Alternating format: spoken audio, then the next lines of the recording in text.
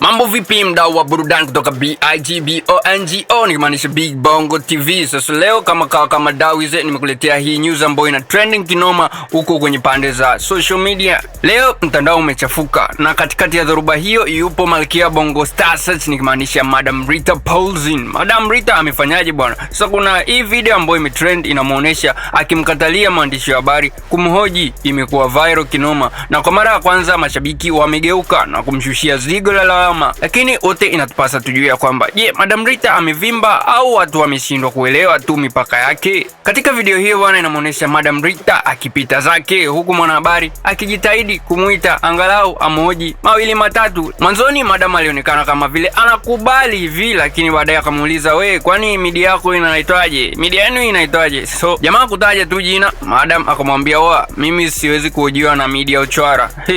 Kitendo hiki sasa kimezua hisia mseto, lakini upande mkubwa wa mashabiki unasema hii ni dharau ya wazi. Wadau wa habari wanadai kuwa Madam amesahau kuwa biashara yake hasa BSS imejengwa na nguvu ya media. Kwenye kurasa za udaku comments zimefurika, wengi wanahoji iliwezekanaje mwanamke aliyepata umaarufu kupitia kamera leo hii azikimbie kamera hizo. Baadhi wanadai kuwa msimamo wake ni wa kibaguzi, akionekana kudharau media ndogo zinazopambana kutafuta habari. Kwa upande mwingine kuna wachache wanaomtetea wakidai kuwa kila mtu ana haki ya faragha na si kila muda ni wakati wa mahojiano. Lakini swali linabaki, kama brand kubwa Madam Rita amepoteza diplomasia ya kusema no bila kuonekana anamshusha hadhi mwanahabari? Tukio hili limeleta picha kuwa kuna mpasuko mkubwa kati ya mastaa kongwe na kizazi kipya cha wanahabari wa mtandao. Hadi sasa Madam Rita hajaweka wazi upande wake wa story, lakini mtandao haujatulia.